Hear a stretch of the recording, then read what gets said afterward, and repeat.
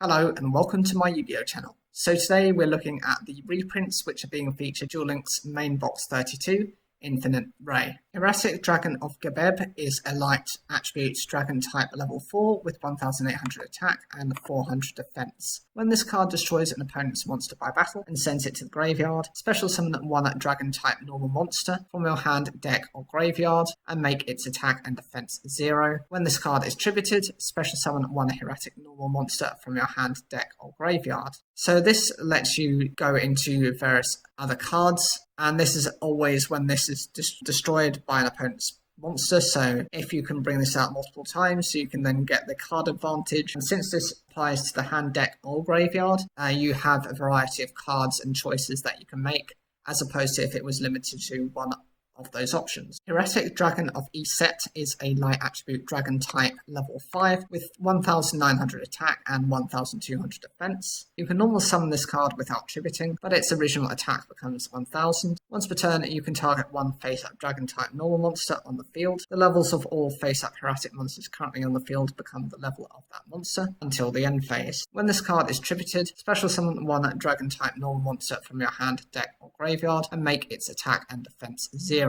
Again, this is very flexible. It can be normal summon itself really easily just by turning its attack to 1000, and being able to manipulate levels means you can just copy another dragon that you've got, set everything to a certain level and then exceed summon from that. Alternatively, when it's tributed, so you can tribute for one of your level 5 or 6 monsters as well, you're then able to then special summon one of your dragon type normal monsters, various different levels, so you can then use it for even further exceeds plays in the future. And it's whenever it's tributed, so you've got certain cards that have a tribute effect as a cost. Heretic Dragon of Nephet is a light attribute dragon type level 5 with 2000 attack and 1600 defense. In effect, you can special summon this card from your hand by tributing one heretic monster.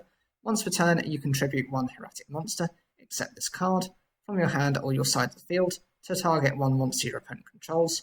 Destroy that target.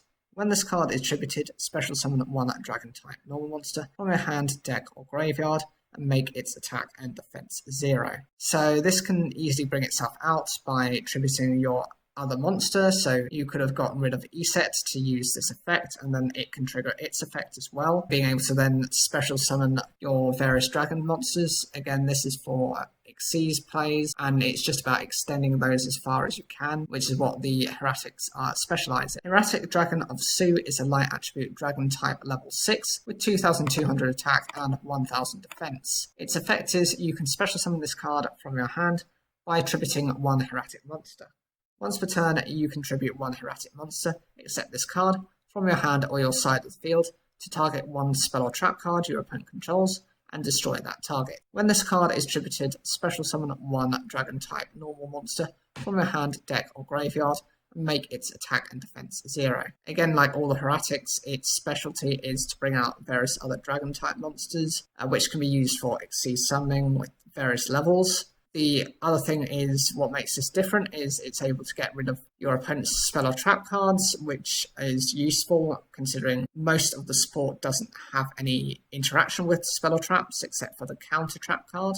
Noble Knight Brothers is a light attribute warrior type level 4 with 1200 attack and 2400 defense. This card can only attack if you control exactly 3 Noble Knight monsters and no other monsters. When this card is normal summoned, you can special summon up to 2 Noble Knight monsters from your hand. Also, you cannot special summon monsters for the rest of this turn, except Noble Knight monsters. Once per turn, you can target 3 Noble Knight and or Noble Arms cards in your graveyard, shuffle all 3 into the deck, then draw 1 card. What this card does is it acts like a Pot of Avarice for the archetype. It goes a little bit further than that because it just doesn't affect just the monsters. It also impacts on the equipped spells you've got, the Noble Arm cards. So if you've run low on them or you're in a position where you might be close to decking out and you need to refresh your deck, this is always a card that's worthwhile bringing out. Also, when it's summoned, you're able to then bring out 2 Noble Knight monsters anyway from the hand, which means you can go into an instant exceed summon. So why wouldn't you play at least 1 or 2 of these cards? Draggard is a dark attribute dragon type level 4 with 1300 attack and 1900 defense. When this card is normal summoned, you can target 1 normal monster with 1000 or less attack in your graveyard. Special summon that target in face-up defense position. Once per turn, you contribute 1 dragon-type monster, then target 1 face-up monster you control. Until the end phase, its level becomes 8, and if it does, it gains 800 attack. I don't really see the point of this card. It's fine for what it does, and it being reprinted within a dragon base set is okay. It being able to use that secondary effect is more useful, as then you're able to adapt your monster's level to 8, which means you can go into number 46, Dragon 1, or you can go into the Heretic Seize monster, which can actually wipe out some of your cards from your hand, and exchange wipe out those same number of cards from your opponent's side of the field, which makes it a very strong card. What-tailed Dragon is reprinted for the same reason as Labrador Dragon is seen in this deck. Because of the Heretics, they interact very well with them. It's a light attribute dragon type level 6 with 2,500 attack and 1,000 defense. For a level 6, it's quite decent, but then again, it doesn't have any effects. So it's then used for that King Dragon of Atum Heretic archetype. Earthquake is a normal spell card with the effect change all face-up monsters on the field to defense position. This was seen within the anime, but it was actually back in Yu-Gi-Oh! GX in Season 1. A kid named Briar was facing, he was a Ra Yellow, was facing an Obelisk Blue within a match. The episode was called The Jewel Giant, and he had a Mad Sword Beast on the field. The opponent had a Warrior Monster, 1,200 attack, so he went in for the attack when he should have used Earthquake to switch the Warriors into defense mode, which is Mad Sword Beast into attack, and then attack over and do the piercing damage. He got nervous and he felt bullied and kind of picked upon, and so he choked in that match. That's just a little bit of interesting insight into how the anime has used this card. Downbeat is a normal spell card with the effect tribute 1 face-up monster,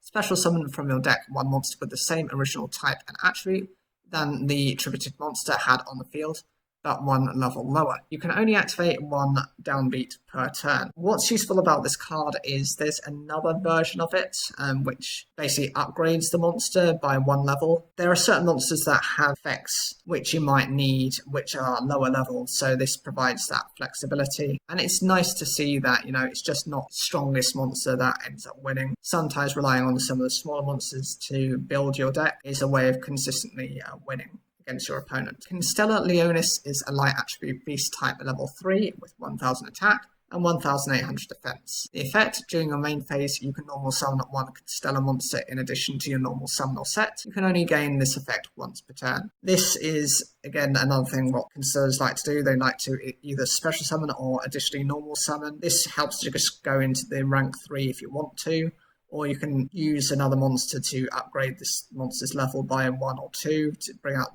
the rank 4 or 5 monster as well. Stella Accubenz is a light machine type level 4 with 800 attack and 2,000 defense. When this card is normal or special summoned, all Constellar monsters you currently control gain 500 attack. Whilst I like the idea that you've got something different, most of the Constellars don't have these type of unusual effects. They're very standardized. It's nice that there's a boosting card within them. It's not that relevant unless you already have established Constellars on your field. The other thing as well is potentially, okay, if it's special summoned, it can be special summoned in defense mode, that's fine. But to normal summon this means your opponent is likely to go against this card and try and target it, especially if you're on low life points. Stella Alrashka is a light attribute warrior type level 6 with 2,200 attack and 1,200 defense. When this card is normal summoned, you can special summon 1 Constellar monster from your hand in face-up defense position. Okay, so this is one of the ways you can get Ptolemy M7 out. This is a level 6. It does require the tribute summon, but there is a card which prevents you from having to go into that tribute. So if you've got that card already on the field, this can be brought out anyway for free. No sacrifice needed. Gwyneth, Queen of Noble Arms, is a light attribute spellcaster type level 2 with 300 attack and 300 defense. Its effect is you can target 1 noble knight monster you control. Equip this card from your hand or graveyard to that target. You can only use this effect of Gwyneth, Queen of Noble Arms, once per turn. Equipped monster gains 300 attack. Apply the appropriate effect depending on the attribute of the equipped monster. Light, if the equipped monster would be destroyed by a card effect, you can destroy this card instead. Dark, if the equipped monster battles an opponent's monster, at the start of the damage step, you can destroy that monster, then destroy this card. So this provides you with a little bit of an option. Firstly, it treats itself like an equipped spell card. 300 points isn't really that big of a deal, but the two effects are quite decent because for one, with the light, it's able to then protect the monster it's equipped to, or with the dark, it's able to get rid of one of your opponent's more threatening monsters. It provides the flexibility that's necessary within the deck. The more options you have, the more chances you have of winning. Guard Dragon Prominence is a fire attribute dragon type level 1 with 500 attack and 200 defense. Its effect is you can send this card from your hand or field to the graveyard, then target one dragon monster you control. It gains 500 attack and defense until the end of your opponent's turn. If a normal monster is sent to your graveyard, while this card is in the graveyard, except during the damage, you can special summon this card but banish it when it leaves the field. You can only use this effect of Guard Dragon Prominences once per turn. This effect isn't that big of a deal. It's a 500 attack and defense boost. Okay, that's fine, and it can be used to respond to a specific situation, but generally it's kind of guessable. I am concerned that the Guard Dragons are currently in the game because we know for fact that Red Eyes Darkness Metal Dragon is coming to the game very soon. In fact, I think it's the 19th that the event comes out for that. Once that turns up, we're going to get run over with Dragon type decks running all over the place. They're going to have to ban it very soon after release. And again, some of the Guard Dragons later on, if they get released, they're a lot more powerful as well. Radiant Spirit is a light attribute reptile type level 7 with 2000 attack and 1500 defense. The effect is when this card is destroyed by battle and sent to the graveyard, destroy all face down and non-light monsters. Okay, so it's fine for what it does. It's the attribute support for the light archetype. Well, for the light attribute, which is okay, and you know it's one of 6 monsters. Obviously, with a lot of the cards being run being a light attribute anyway, that justifies why this has been used as a reprint slot. Desert Protector is an earth attribute insect type level 4 with 800 attack and 1000 defense. This card gains 300 defense for each spell and trap card on the field. If an insect type monster you control would be destroyed, you can destroy this card instead. Okay, potentially if you and your opponent have a full set of spell and traps, that's an extra 1800 defense. It could become a 2800 defense monster. More likely than not, you might have one card in your face down and your opponent might do the same. So it becomes a 1600 defense monster, very easy to get over. Yes, it's nice that it does provide destruction protection for an insect type monster, but it's not strong enough to justify running within even insect type decks, despite, you know, few support cards that are really out there for insect types at the moment. Rai-Jin is a light attribute thunder type monster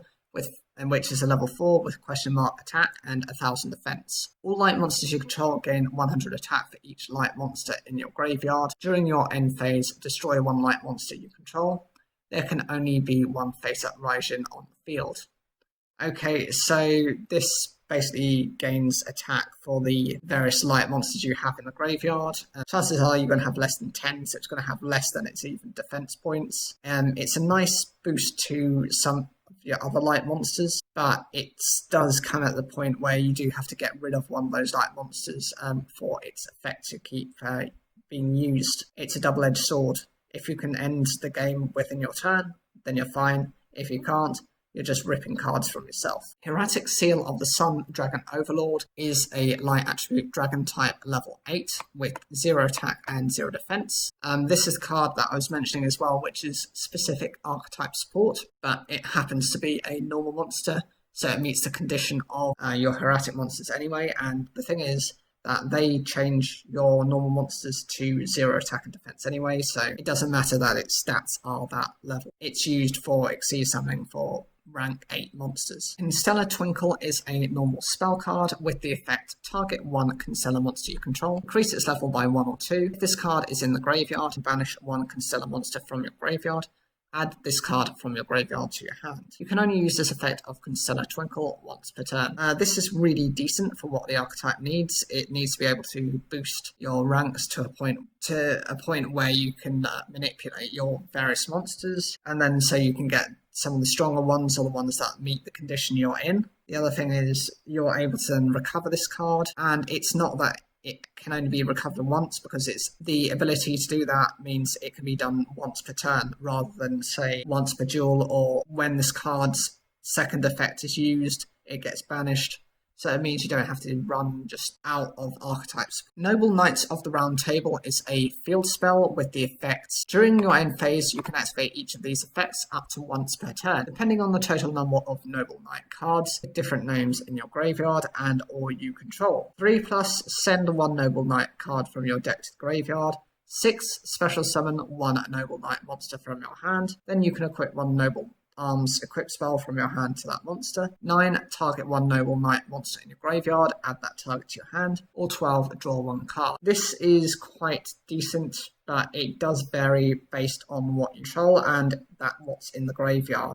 So you're going to want to have it as consistent as possible for your needs. Any one of these effects is quite good because they all have ways of boosting their effects. The first part, sending a Noble Knight to the graveyard, it's a foolish burial for the archetype. You can then revive it with something else, or you can set up for something in the future. The 6+, to be able to just automatically equip a Noble Knight, a Noble Arms equip card, and it being a special summon, it means you can then go into a normal summon within the turn and potentially exceed summon into one of their boss monsters. And again, that Noble Arms card that's equipped will come back from the graveyard to the boss monster if it's the level 5 one, and it's for the 9+ to be able to recover one of the Noble Knight monsters. Means if you're in a position where you don't have sources, you've got some form of recovery. And the same with the 12, where you're able to then draw into a further card, can be also very useful. And the final card is Leeching the Light. This is a normal spell card, and the effect is select one face-up light monster your opponent controls. All face-up attack position monsters you control